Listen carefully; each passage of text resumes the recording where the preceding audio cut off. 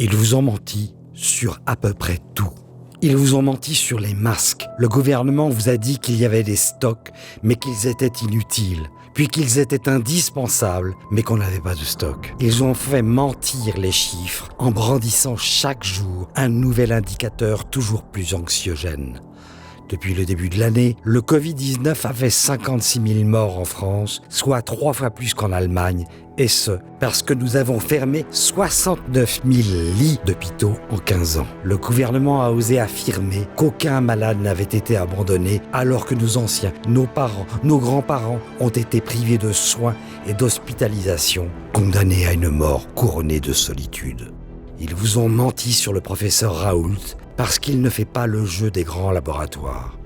Le vaccin avec ARN messager ne serait pas un vaccin à proprement parler. Pour le professeur et infectiologue Christian Perron, c'est de la thérapie génique sur laquelle nous n'avons aucun recul. Une aubaine pour des laboratoires pharmaceutiques qui n'auront même pas à payer leurs potentiels dommages irréversibles. TV Liberté défend la vérité. Aidez-la.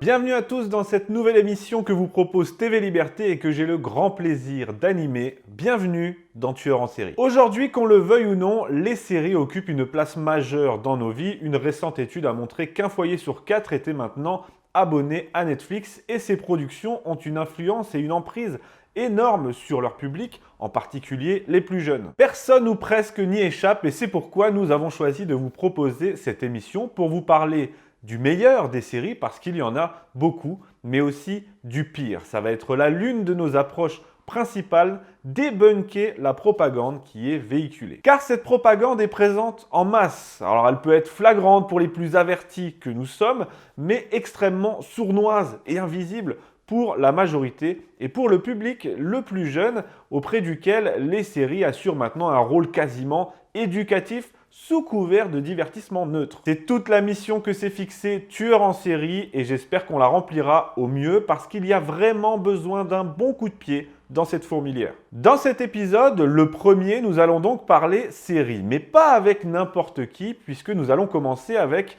notre premier invité, Sérivore, un invité qui a beaucoup de choses à vous dire, Pierre Jovanovic. Je l'ai dit, nous commençons ce premier épisode avec un invité de marque, mais toutes nos émissions ne se résumeront pas à des entretiens. Par exemple, samedi prochain, c'est moi qui vous parlerai de la série La Révolution, sortie récemment sur Netflix, ou plutôt qui débunkerait cette œuvre aussi riche en propagande que nulle. J'ai plein de trucs à vous dire là-dessus, croyez-moi. La semaine suivante, vous retrouverez mon camarade Arnaud Soyer qui vous présentera avec brio ses coups de cœur et ainsi de suite. Voilà la mission de Tueurs en série, vous présenter, décrypter, débunker ce qui se fait de mieux ou de pire dans les séries, et qu'il s'agisse d'Arnaud, de la rédaction de TV Liberté qui interviendra, de nos invités ou de moi-même, j'espère qu'on la remplira au mieux, avec talent, avec passion et impertinence. Je vous laisse donc maintenant en compagnie de notre premier invité qui ouvre le bal, notre premier invité Sérivore,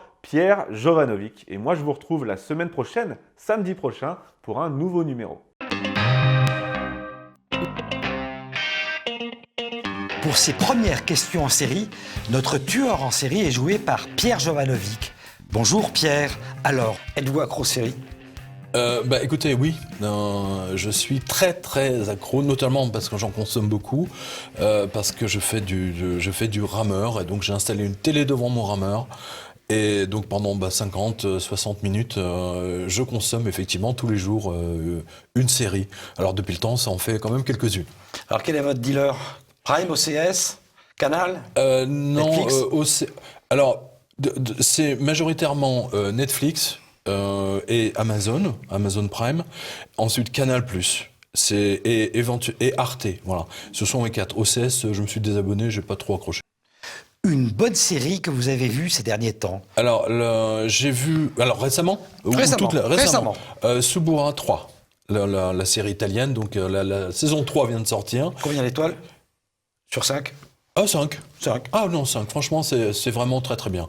Il y a une grande profondeur psychologique des personnages qui n'existe pas en fait dans les séries anglo-saxonnes. Pas d'essoufflement entre les deux. Voilà. Et il y a plusieurs histoires dans les petites histoires et en fait il y a toujours ce côté spirituel parce qu'on est dans, il y a le Vatican, il y a la mafia, il y a ce mélange des deux. Les frontières sont grises. Enfin, c'est ce qui fait le charme justement de Suburra, puisque les deux acteurs en fait c'est la mafia qui essaye de faire faire au Vatican ce qu'il ne veut pas, voilà, pour récupérer des milliards en travaux publics, ainsi de suite. Enfin, l'histoire de Rome, quoi. Voilà. D'accord. Je précise, ce sont des histoires vraies qui sont effectivement racontées sous forme d'une série, mais c'est toute une série d'histoires, raccordées, un patchwork en fait, raccordées les unes aux autres au fil des ans. C'est pour ça que Suburra est très très intéressant. Suburra, c'est tout? Ah non, Suburra non. Non, je vous ai fait une liste. Vous la voulez? Oui, on y va. Parce que vous m'avez demandé une liste, donc... Récent, hein. Oui, récent. Alors, récemment, donc... Narcos, alors bien entendu tout ce qui est toute la série des Narcos Mexico, El Chapo, là en plus tout est vrai. Je pense que même ils sont en dessous de la réalité. C'est hyper bien filmé, hyper bien joué. Ils ont des budgets illimités. La qualité de l'image, du son, enfin tout est absolument parfait. Toutes les séries que je vous donne là, toutes quasiment sont de la qualité image James Bond, un peu de genre Skywall, tout est filmé en 4K, etc. Allons-y. Alors, je vous ai donné Narcos et Narcos Mexico et El Chapo, et pour compléter, vous avez The Last Narc, bien entendu. Ça concerne en fait l'assassinat du fameux agent de la Drug Enforcement Agency, Kiki Caramena, si mes souvenirs sont bons, et qui montre, je ne vais pas révéler voilà. Et donc les tenants aboutissants de cet assassinat qui sont absolument remarquables. Donc ça, c'est les 4 et qui concernent toute la série Mexico, on va dire. D'accord. Alors ensuite, il y a El Miraculo. Alors ça, c'est sur Arte.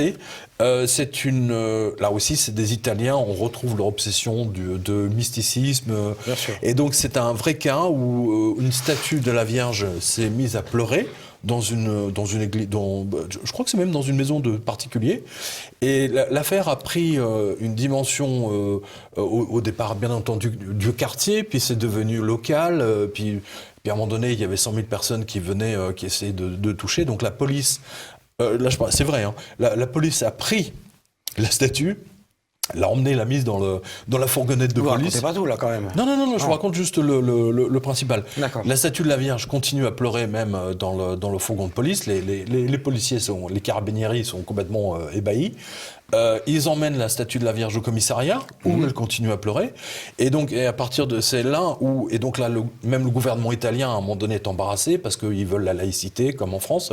Ça vous rappelle quelque chose? Et là, vous avez une statue de la Vierge qui pleure 4 piscines olympiques toutes les semaines. Et donc là, ça leur pose un problème. Et c'est absolument extraordinaire. Alors, je précise que le cas est dans mon livre Notre-Dame de l'Apocalypse. Et les Italiens en ont fait une série absolument remarquable. Là, je le conseille à tous ceux qui aiment le surnaturel, le vrai. C'est un vrai cas, voilà. Et ils en ont fait une série de, je ne sais plus combien d'épisodes, 5 ou 6. C'est vraiment, vraiment remarquable. C'est un des seuls. Arte a très bien fait d'acheter de la série. Ensuite, vous avez Jack Ryan. Alors ça, c'est sur Netflix, ou Amazon, je ne sais plus. Ouais. Jack Ryan, c'est l'adaptation des livres d'un agent de la CIA. Il a aussi budget illimité, c'est des James Bond. Chaque épisode est un James Bond, on peut le dire.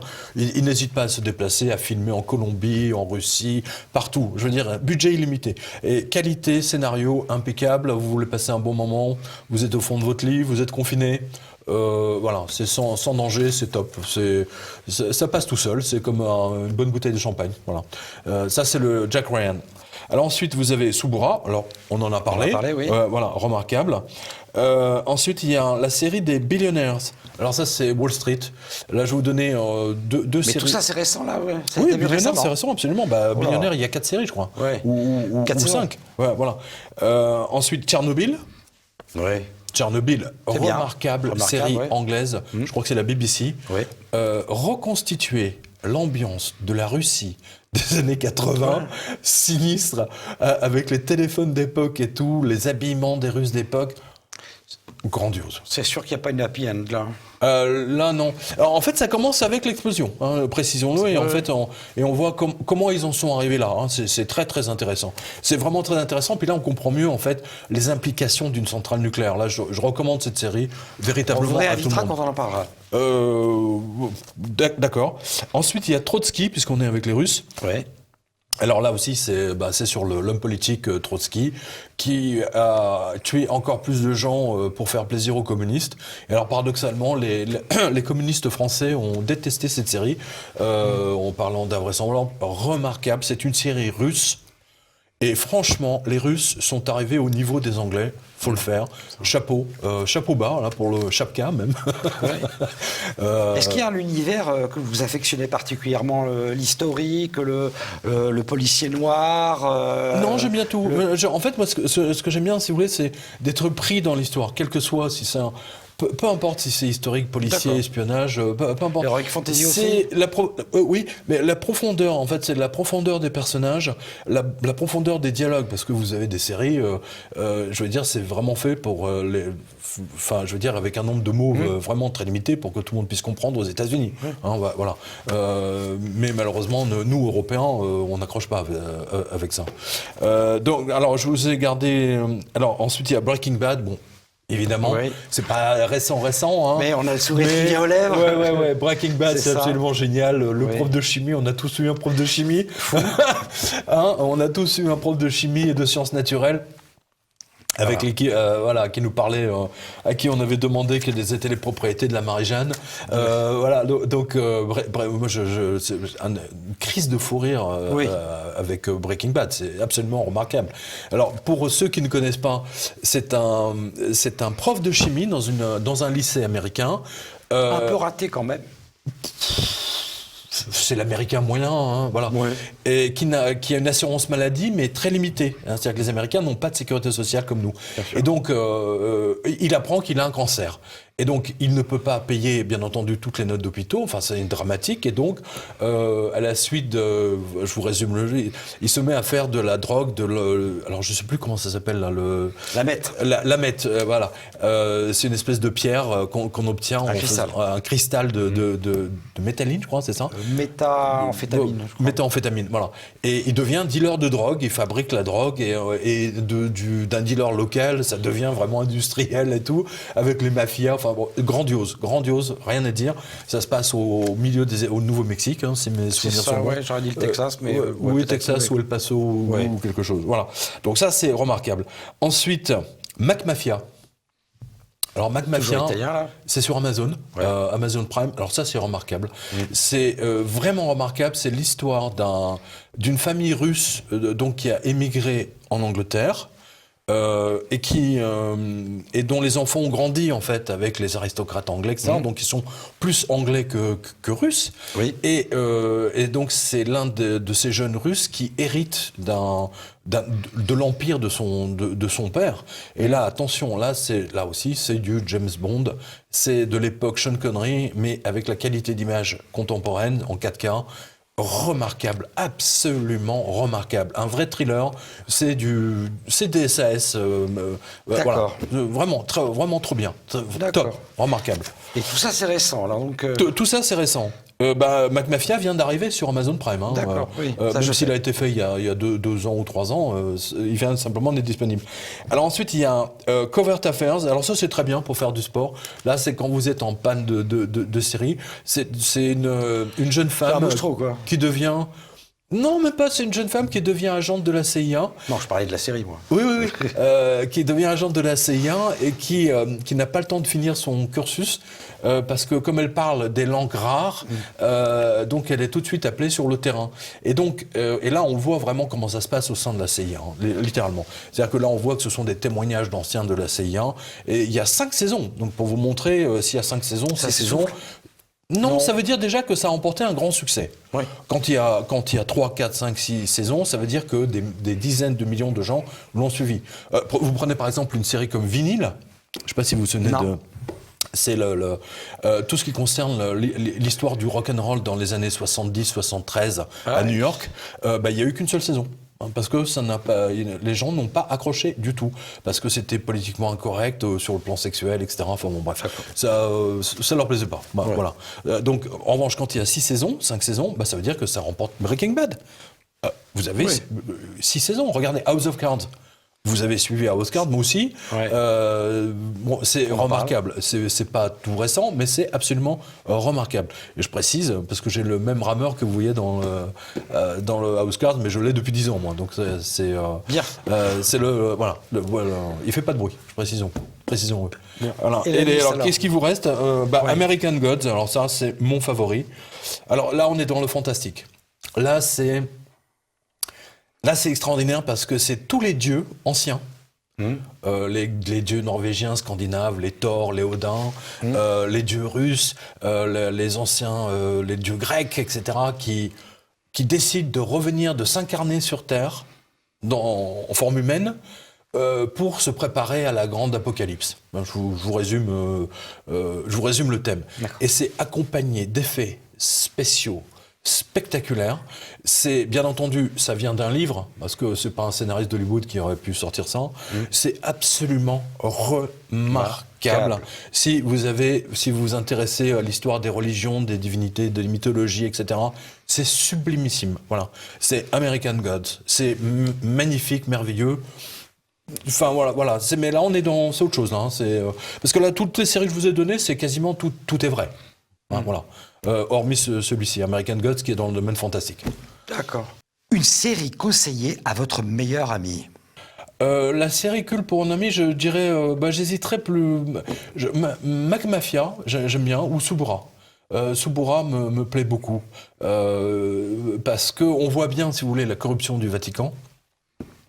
On voit bien la manière dont la mafia se sert pour faire chanter tous ces cardinaux, tous ces évêques, etc., pour arriver à leur fin et surtout détourner des milliards de la municipalité de Rome et bien entendu du Vatican. C'est remarquable. C'est vraiment très très bien. Très bien. On l'a vu. Et si c'était une série pour pourrir les soirées de Yann Barthès? Un mauvais souvenir. Je dirais la série de Narcos, toute la série des trafiquants de drogue colombiens. Parce que là, on voit la corruption de l'élite politique. Donc vous avez bien aimé? Moi, j'aime bien, si vous voulez, en termes d'être fidèle Moi, je à la parle d'une réalité. série que vous conseillez à Yann Barthès pour lui pourrir sa soirée. Vous êtes un cocktail, Mais c'est il est hyper là. violent. Et C'est hyper violent. Mais il Yann va aimer, Barthès, peut-être. non, il va pas. Je pense pas qu'il va aimer. Vu comment il est politiquement correct et comme il est chochotte, je suis pas certain qu'il apprécie vraiment, quoi. Voilà, je suis pas du tout certain qu'il apprécie Narcos. Alors, il y a un personnage que vous adorez particulièrement? Oh, écoutez, il y en a plusieurs, mais j'aime beaucoup le personnage de Mac Mafia, bien entendu. J'aime beaucoup aussi le personnage d'Éric Rochant, le Bureau des légendes. Le Bureau des légendes, là, franchement, c'est une très très belle série. Saluons quand même le savoir-faire français, Cocorico. Pour une fois. Éric Rochant. Ouais, non, mais vraiment remarquable. Le Bureau des légendes, c'est absolument sublime. Et là aussi, moyens illimités quasiment. Et c'est à la hauteur de Breaking Bad, c'est à la hauteur de Mac Mafia, c'est à la hauteur des séries américaines. Félicitations à Éric Rochant pour sa série, et même les acteurs. D'accord. Alors, et maintenant, le personnage que Pierre aurait aimé jouer? Alors, écoutez, je me suis jamais vraiment posé la question, mais j'aurais adoré effectivement jouer dans American Gods. Voilà. Et quel lieu? Pas forcément un dieu, mais Hermès par exemple, le messager, celui qui apporte les nouvelles. Donc, ça va avec mon métier par définition. Ouais, ou l'archange Gabriel, lui aussi il apporte des. Vous savez que l'archange Gabriel est le saint patron des officiers de transmission, enfin de l'arme des transmissions. Voilà. Et en Angleterre, dans l'armée anglaise, le saint patron des transmetteurs anglais, c'est Hermès. Voilà, donc c'est un dieu grec. Donc effectivement, j'aurais adoré jouer effectivement Hermès ou l'archange Gabriel dans American Gods. Ça m'aurait plu. Ouais. Bon, très bien. Quelques séries pour la fin? Écoutez, dans la série des listes, effectivement, il y a quelque chose que...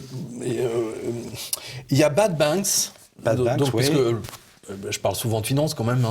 Bad Banks, c'est une série allemande, ça se passe à Francfort. C'est vraiment très bien, mais un peu sinistre parce que c'est allemand et parce qu'on est dans le froid et qu'on est dans une banque. C'est réaliste aussi. C'est très réaliste. Ouais. Mais le scénario est très bien fait. Ça vous montre ce qui s'est passé dans les banques à partir de l'explosion de Wall Street, 2007-2008, jusqu'à aujourd'hui. Ensuite, vous avez Billionnaire, j'en ai parlé tout à l'heure, mais c'est très très intéressant. Oui. Là aussi, on a 4 ou 5 séries. Là, ça se passe à Wall Street, c'est les hedge funds américains. Ouais. Là, c'est vraiment de l'intérieur. En plus, c'est fait par un journaliste je crois de mémoire du New York Times qui chronique justement tout Wall Street. Donc tout est vrai. Si vous regardez toutes les séries que je vous ai données, tout est vrai. En fait.